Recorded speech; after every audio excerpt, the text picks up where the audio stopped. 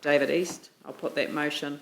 All those in favour say aye. Aye. Those opposed say no. That's carried. Now we move to options for the treatment of asbestos-containing material at QEII Park.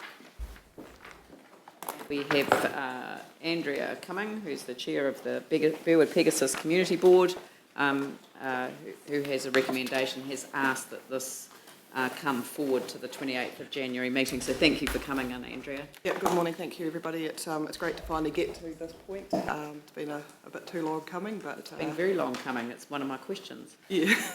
But that's not for you to answer. No, I don't.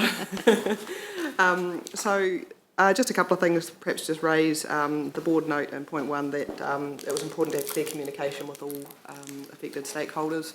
We know the A word can elicit some responses, and we want to be clear that the board want to be part of any communications that go out, and we've asked that in part 4 of our recommendation. We had a near miss just before Christmas where a well-intended media release nearly went out, and there was some very poorly chosen words that could have backfired quite big time, so the board are quite sort of sensitive to being involved just to avoid any mishaps along the way.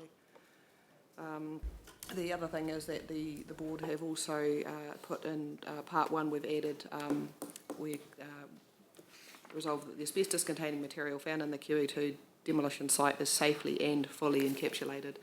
So we made the resolution that we wanted to have it fully, so that includes having linings put underneath the pile just to allay any fears and give the community greater confidence in what we are proposing. Very good. Right. Questions. So, my question is what took so long? I mean, the letter went out to residents on the 20th of December 2013, so it's just over 2 years ago, updating on the QE2 Parkland site. So people have known about that since then. So why has it taken 2 years to bring this to us? Obviously, Sarah's had some issues in terms of the contractor around demolition, but that doesn't seem to explain 2 years. The length of time, as you've said, Madam Mayor, started with some issues that Sarah were having. Following that, an exercise was undertaken to explore all the possible alternatives for the treatment of asbestos. Getting it right was a key outcome. We got a report from Sarah, and quite frankly, when council officers reviewed it, they wanted a second opinion. So we engaged Becker Consultants and got, some similar information, but different information on the costs. At that point in time, I think it's fair to say that there were a number of conversations going on with the Ministry of Education and their use of the land, and it was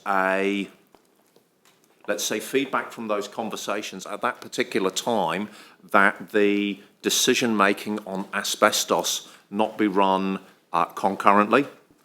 Could those discussions with the Ministry reach a certain point in time before the asbestos remediation process was sped up? We did that. Once we reached a point with the Ministry where discussions had reached fruition, we accelerated the process. They put together the funding, reviewed the reports, peer-reviewed them in-house, and presented the board with a recommendation before Christmas. It's our desire, obviously, to seek out direction from the council and get straight into it, because we do think this has taken too long. Right, Pauline. Yeah, well, I hope it's not a dumb question, but just, I thought asbestos was only dangerous when it was airborne. So why, therefore, can we not just leave it buried under the sports field? It's a great question, and that's exactly what this option proposes to do.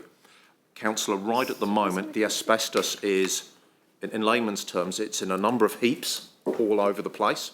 It is above ground, but it is being covered by a very temporary layer. It's not dangerous, but it's unsightly, and the temporary measures fail from time to time. What this report proposes to do is to bury it in set bunds, fully enclose them, make them completely safe, and use those bunds as a low-level rise embankment for a sports field. Right, and then, of course, that information will be noted on our Absolutely, records somewhere. yeah. It's noted on the land plans as what's called a hail site. Right. So any disruption in the future will be very mindful that there is asbestos-containing material in the ground. Thank you. Andrew, Jimmy? Thank you. I note the cost advantages and the timing advantages of option one, but presumably in as much as option one involves minimal disturbance of the asbestos where it is at the moment, there's an advantage to option one, or perhaps a disadvantage to option two, of by moving the asbestos and hauling it, there's a greater chance that particles could become airborne in that process than there are in the option one process. Now, I just wanted to check that, despite best endeavours, whoever's doing the work, there is a greater chance of particles becoming airborne under option two than there would under option one. That's the professional advice we've received from Becca, Sarah, and earlier on Tonkin and Taylor. You're absolutely right. Thank you. Jimmy? Yes. Okay, thank you. Yeah, my question is regarding to the second bullet point of a disadvantage. Because you particularly mention this kind of encapsulate to the asbestos containing material. If in the future this site is going to the redevelop, but just postpone, this the future cost of handling and removal. So I'm not sure what's the probability or possibility for on-site will be redeveloped. Yeah. Councillor Chen, one of the reasons that this report has taken a little longer than expected is we took some time to identify a place on QEII Park which would have the absolute least chance of being disrupted in the future. However, if things change and in a number of years we were going to move this again, we would know exactly where it is, exactly what we were moving, and put a plan in onto how to do it cost effectively and safely. The advantage here is we'll know exactly what's under the ground. We won't be digging and discovering and hoping. Thank you. Thank you. All right. Yanni, Ali? Just several questions. One, I was just interested in, I see that Sarah had formally closed out the demolition contract. Yes, In the original demolition contract, was provision made for the removal of asbestos? I will have to double check the precise conditions of the contract, but the contract with Sarah identified that there was asbestos containing material on site, and the asbestos containing material would be removed and dealt with in a safe manner. The issue is that this was discovered in a place where it wasn't envisaged, dug up, and we are where we are. Well, I just don't quite understand how someone can get a contract to do something. And then basically, I know Mainzell had problems, so they walked off the job, or they finished. But Sarah was doing the demolition. They had a contract to do certain things. Did we have to pay for that? It feels like we're paying. Did we again pay to for fix the problem. contract? We Sarah? we paid for the we paid for the services of Sarah to demolish the contract. Essentially, Demolish the contract. demolish the contract. Excuse me. Just relax. Demolish the. Yeah, that's better. Demolish- That's better. Sorry, Take your time. Madam Mayor. The council paid for Sarah to demolish the facility. The council said to Sarah, you will find asbestos here, here and here. They found asbestos there and there. Under the provisions of the contract, they dealt with it and dealt with it successfully, and we paid them for it. This asbestos was found in a place where we didn't know it was, and we didn't tell Sarah it was, so it's not Sarah's responsibility to deal with it. Thank you. So what happened to the previous asbestos? The previous asbestos, I can't actually answer that question. I'd have to go back to Sarah and ask them how they disposed of it. But they did dispose of it. But they did dispose of And we're it. satisfied that it's been disposed of? Yes, we are. Right. Yeah. So this is new asbestos that wasn't covered Yeah, by the no, I contract, understand we that. didn't highlight. I was just interested in understanding the cost of them doing that original disposal and how that compares to these options. We haven't looked at that. Sarah's costs for that would go back a number of years. They engaged Maidens Eel, they went bust, they got Sarah Smith's cranes in. I think costs would be a long and convoluted process looking into. Okay. We didn't do it because we didn't feel it was particularly relevant. But we can be reassured that it's been disposed of properly and professionally and it's not sitting somewhere else? I couldn't comment on that whatsoever. It's certainly not on QE2 that we know about. So I can't comment on Sarah's disposal process of, and how they run their demolition. Yes, but this is a contract we had with them. Yep. So for this contract that or the option that we're going to go to, how can we be reassured that everything that gets said it's going to be done gets done properly, given that we have found a number of sites Yep. that, where demolitions have occurred now, where asbestos has been found, despite people being aware of it? Certainly, this will now go to the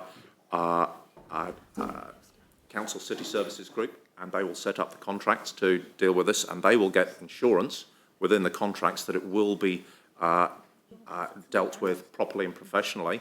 We've sought advice firstly from Sarah, then peer-reviewed by Becca's on exactly how we're going to do with this, and it's the responsibility of the contract manager to specify the contract and to audit that every stage has been done. So this is our issue, and I think we have to have confidence that our city services team will do this very well. That's what I just said. Ellie? Thank you. Page 126, John, where it talks about the budgets and costs. Could you just explain what the capital governance pool is? And also just go through some of those costs and confirm that, we have the money and it's not going to cause problems with what we've already budgeted for? Yeah. The capital governance pool was or is a mechanism to allow projects that have exceeded budgets, and it's anticipated that will happen, to be topped up. It requires a decision by the council's executive to do that. It was set up a number of years ago. It's a contingency fund, It's a contingency, okay. yeah, specifically designed for this purpose. And council's executive team met and said, we've scrutinised this and we are happy for these funds to be applied. The second part of the funding is council's building and infrastructure allowance, which was a fund specifically set up by council for infrastructure and repair projects. So the application of these two funds together, which are sitting in budgets at the moment, will not result in any extra or unplanned overall expense to council, will be used. I guess the only financial risk is if the cost of the work is substantially more than what is expected, there may be either a review of the scope of the job or a report back through the executive team to council on that. Is that potentially an issue? We don't believe so. We've sought advice on this. The initial cost on the recommendation by Sarah on disposing of this asbestos has been increased quite considerably following a peer review from Becca's and following a third peer review by staff. So we think we've erred very much on the side of caution and don't expect at all to come back. We've made a commitment to take all steps to reduce the cost of this and hopefully return a little bit of that contingency to the fund. And just finally, what does that do to the amounts left in those two funds, or those two? Just about bottoms them. It bottoms them? Yes, it does. Okay, thanks. Do they get topped up each year? Do you want to run through the capital governance pool again and what it does? Yeah, the capital governance pool was a fund. Oh, Sorry, Tom. Dave Yeah. could do it if, Yeah. would you like to? Yeah. Historically, it was set up with all the BAU projects, all the business as usual projects. They then took a 2% of that. So none of the facilities and infrastructure rebuild stuff was done. So 2% of the business as usual capital program went into a governance pool to pay for overs and unders. And so that then traditionally got a part, I think it actually pulled out at around about 2 million. This has been going on for many years, my understanding. So as John says, this one came along. We believe it's essential work that needed to be done.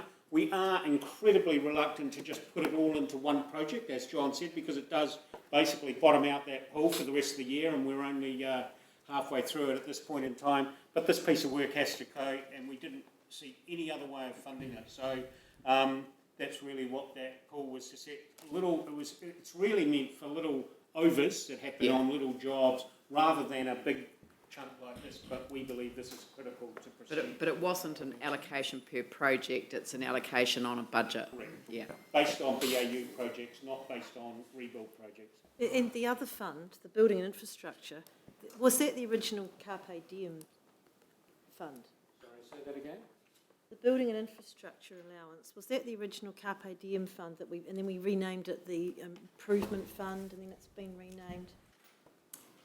I am unaware of Carpe Diem. It is, so, yeah, that was the one they set up after the earthquakes for any opportunities of improvements which sat outside the project, so to use it when there was an opportunity to improve. And so then that's the end of that fund. I think it was out of the It takes it to a very, very low level. That's my understanding, Pauline, yes.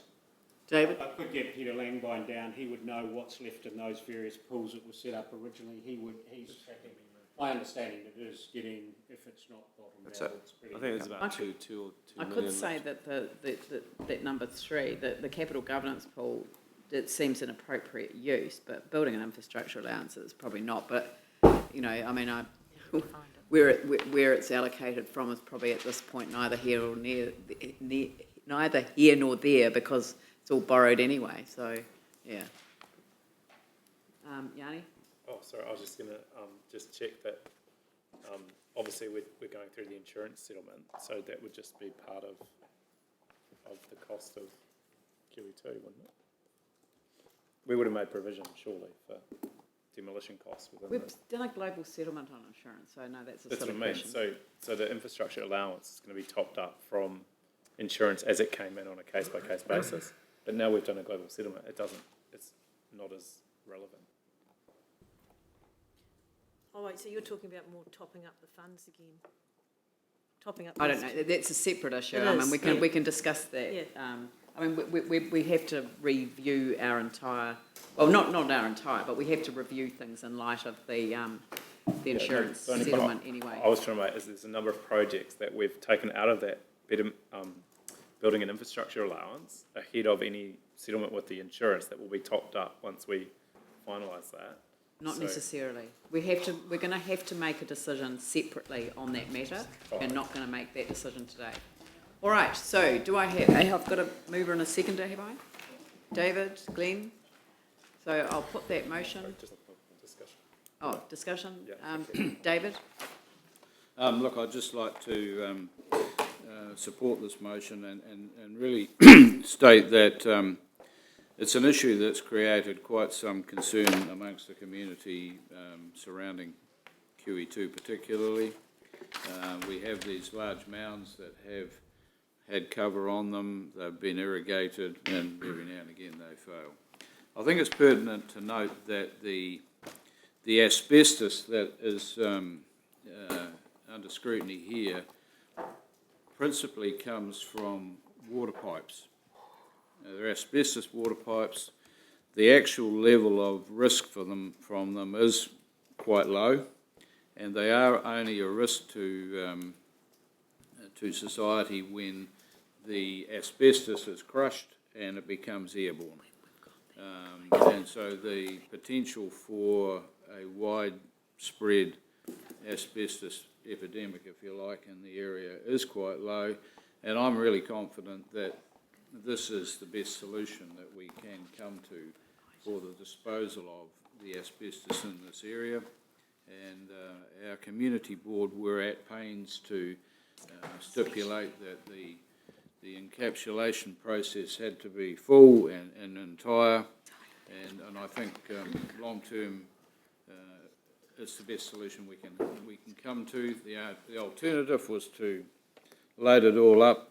It'd have to be packaged for transportation to Cape Valley, and the cost to do that was somewhere in the order of $12 million. So I'd like to encourage councillors to support this resolution. It's something that has been of some irritation to our local community, and the sooner we get on and deal with this issue, the better, and move forward with the redevelopment of QE2 Park for sport and education processes, the better. Thank you. Excellent. Yanni? Yeah, thank you.